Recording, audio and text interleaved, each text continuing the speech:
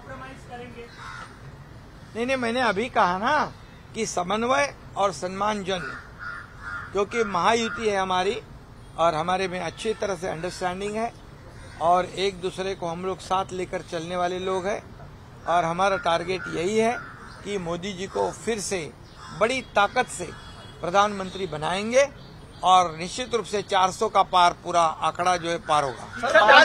राज ठाकरे क्या महायुति में शामिल हो रहे हैं? एमएनएस की मीटिंग हो रही है लगातार, क्या राज ठाकरे एमएनएस महायुति में शामिल हो रही है? एनडीए में राज ठाकरे जी अभी हमारे एक विचारधारा वाले हैं, एक ही विचार के लोग हैं हम लोग सभी लोग, और इसलिए निश्चित रूप से योग्य निर्णय होगा।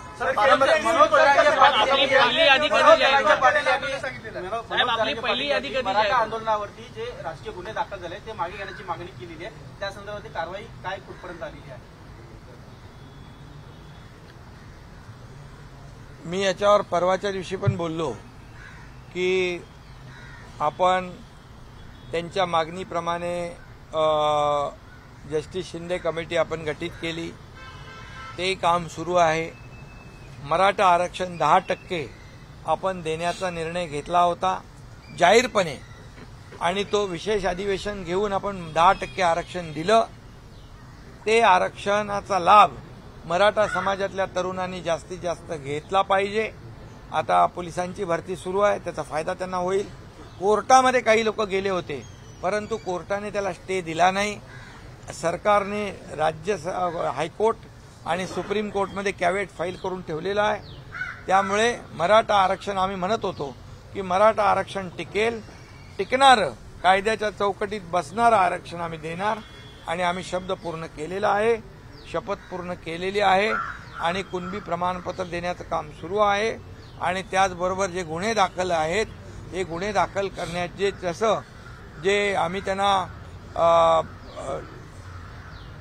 नोटिफिकेशन जे आहे कुणबीचं सगळे सोयरेंचं त्याला जी 8 लाख ज्या हरकती आलेल्या आहेत त्याच्या बाबतीमध्ये स्क्रुटिनी सुरू आहे, छाननी सुरू आहे। तसंच या बाबतीत देखील जे गुन्हे म्हणजे नॉन सिरियस आहेत, लोकशाहीमध्ये आंदोलन घेतलंय, सभा घेतल्यात, रॅली काढलेल्या आहेत, त्यामध्ये काही गुन्हे दाखल झालेत, काही रस्ता रोकोमध्ये गुन्हे दाखल झालेत। हे पहिल्या टप्प्यामध्ये त्याची स्क्रुटिनी सुरू आहे आणि सरकार पूर्ण सकारात्मक आहे। ते जे नॉन सिरियस गुन्हे आहेत ते सरकारने काढण्याचा निर्णय आचारसंहिता लागू व्हायच्या अगोदरच घेतलेला आहे। त्यामुळे त्याची स्क्रुटिनी चालू आहे, छाननी चालू आहे। आणि जे सिरियस गुन्हे आहेत ज्याच्यामुळे जीवित आणि वित्तहानी ज्याच्यामध्ये नाही, जीवित आणि वित्तहानी ज्याच्यामध्ये नाही ते गुन्ह्यांचं वर्गीकरण केलं जाईल। आणि जे सिरियस गुन्हे आहेत ज्याच्यामध्ये वित्तहानी आहे, जीवितहानी आहे, मालमत्तेचं नुकसान झालेलं आहे, ह्या दुसऱ्या क्रायटेरियामध्ये त्यांना बसवून आपण त्याच्यावर सकारात्मक मार्ग या काढणार आहोत। आणि जे छोटे गुन्हे आहेत लोकशाहीमध्ये आंदोलन करण्याचा अधिकार आहे ते आम्ही तात्काळ काढण्याचा निर्णय अगोदरच आचारसंहिता लागायच्या अगोदर घेतलाय। ती छाननी सुरू आहे आणि ते लवकर निर्णय होईल। राहुल गांधी का ट्वीट है, राहुल गांधी का शक्ति वाले बयान पर राहुल गांधी का वाढव मिळणार आहे। सर शक्ति वाले बयान पर राहुल गांधी ने आया है राजा की आत्मा ईवीएम में काय राजा की आत्मा, देश के राजा की आत्मा ईवीएम में है असं त्यांनी विधान केलं। राहुल गांधी ने कल सर शिवाजी पार्क में साहेब राहुल गांधी ने ट्वीट केलं। अरे जब ऐसे बात ते जर असं बोलत असतील तर त्यांनी त्यांचा पराभव कबूल केलेला आहे। त्यांचा पराभव त्यांना कबूल केलाय त्यांनी।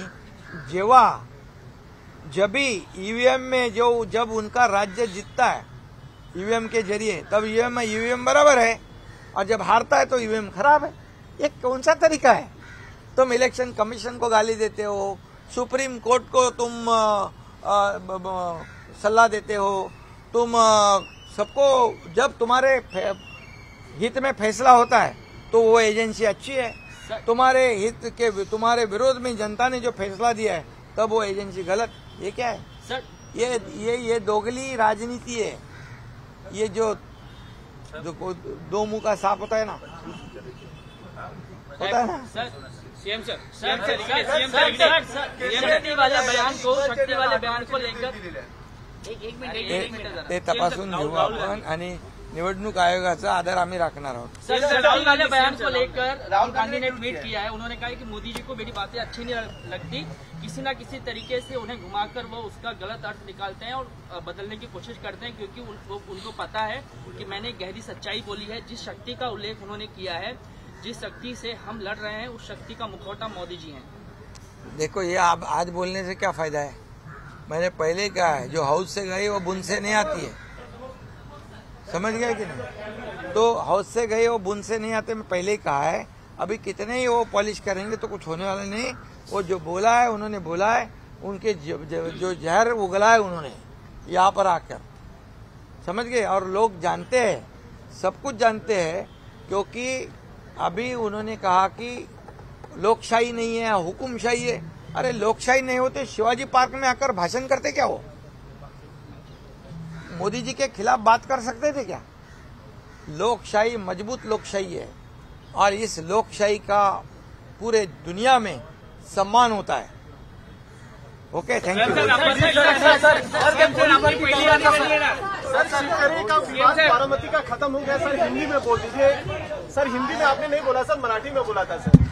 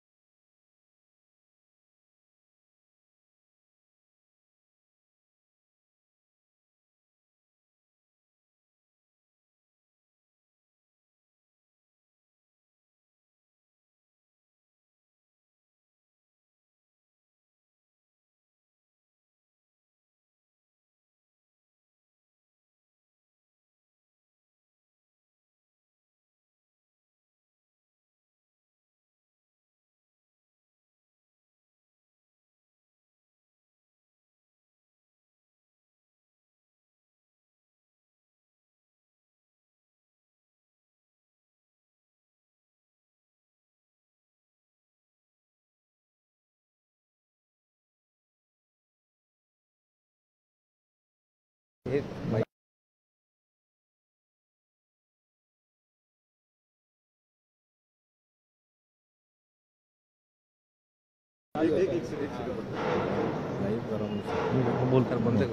नाही चला सर, आज सांगली लोकसभा मतदारसंघाच्या संदर्भात तुमच्या वरिष्ठ नेत्यांची तुम्ही भेट घेतलेली आहे. खरं तर सांगली लोकसभा मतदारसंघावरतून महाविकास आघाडीमध्ये अजूनही वाद आहे. तो मतदारसंघ ठाकरेंचा आहे, अशी ठाकरेंची भूमिका आहे.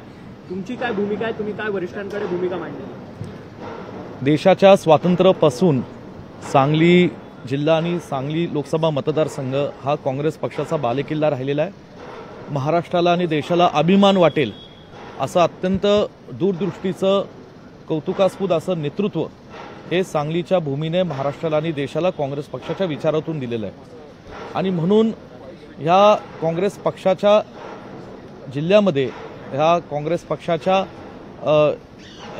विचारधारेवर विश्वास ठेवणाऱ्या लोकांच्या जिल्ह्यामध्ये हा काँग्रेस पक्षाकडेच लोकसभा मतदारसंघ राहिला पाहिजे ही सांगलीकरांची मनापासून इच्छा आहे. सांगली जिल्ह्याच्या काँग्रेस पक्षाच्या कार्यकर्त्यांची नेत्यांची इच्छा आहे.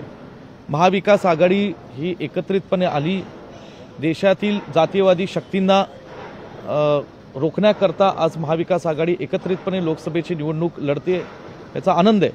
परंतु सांगली जिल्ह्याच्या जागेवर इतर कुठल्याही महाविकास आघाडीच्या घटक पक्षाने या ठिकाणी अधिकार सांगण्याचं काहीही कारण नाही. आणि हा मतदारसंघ हा काँग्रेसकडेच राहणार आहे, हा काँग्रेसकडे ठेवावा ही अशी आग्रहाची विनंती आणि मागणी अत्यंत ठामपणे आम्ही जिल्ह्यातल्या सर्व नेत्यांनी, काँग्रेस पक्षाच्या कार्यकर्त्यांनी एक दिलाने एक विचाराने आम्ही या ठिकाणी महाराष्ट्रातल्या काँग्रेस पक्ष श्रेष्ठींकडे आणि दिल्लीतील काँग्रेस पक्षाच्या श्रेष्ठींकडे केलेली आहे. आणि ही जागा काँग्रेस पक्षाकडे राहावी याच्यासाठी आम्ही ठाम आहोत. चंद्रहार पाटलांचा जिल्हा परिषद निवडणुकीमध्ये मुद्दा असा आहे की सांगलीची जागा चंद्रहार पाटील यांच्यासाठी पाहिजे आहे. पूर्वापार आहे, पण एक चर्चा अशी की जालन्याच्या बदल्याची जागा काँग्रेसला मिळाली नाही.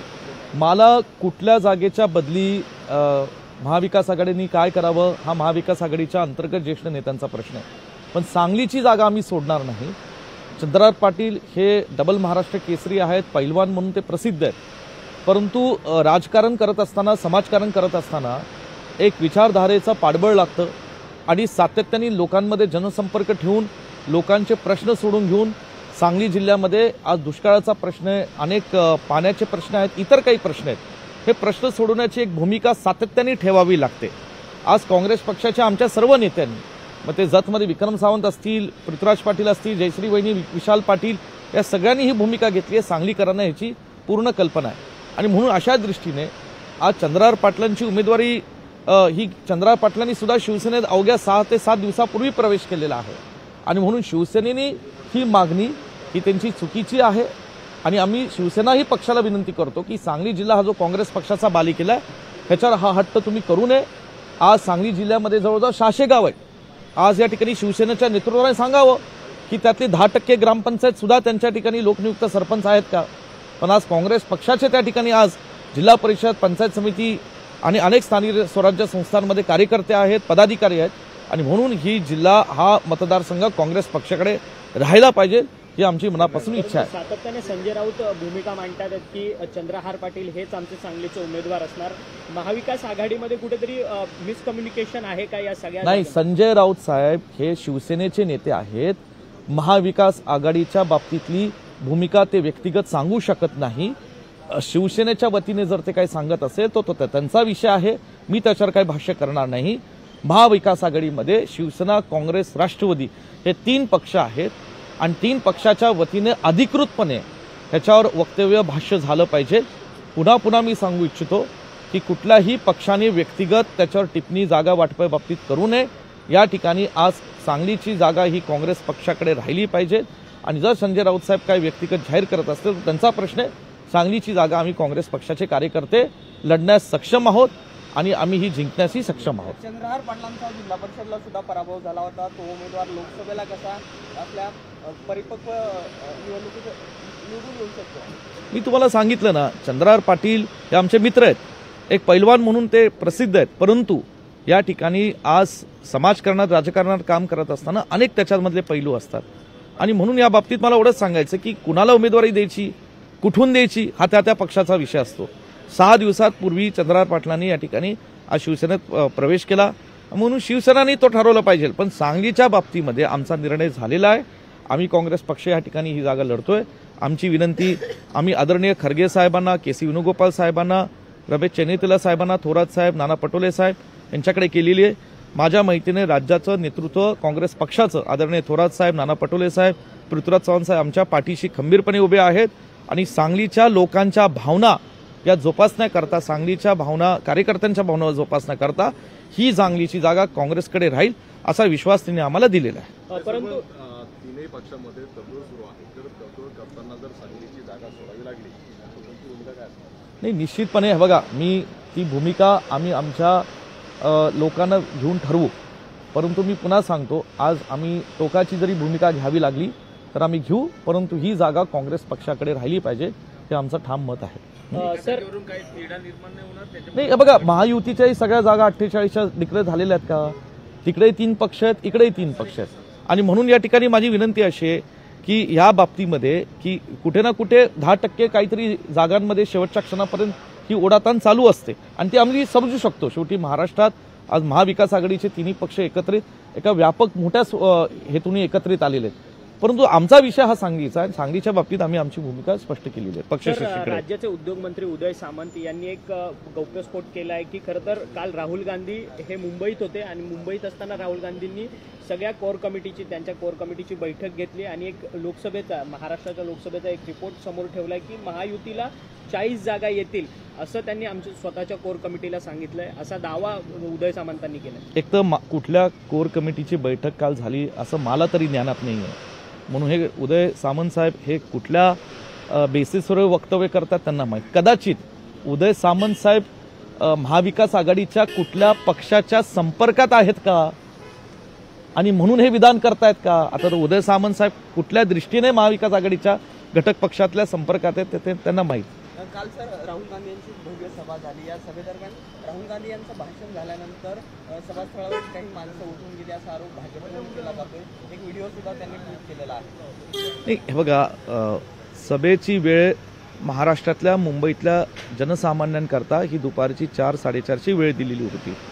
आपल्याला लक्षात असलं पाहिजे की मुंबई हे सर्व जाती धर्मातील लोकांचं शहर आहे आणि आपल्या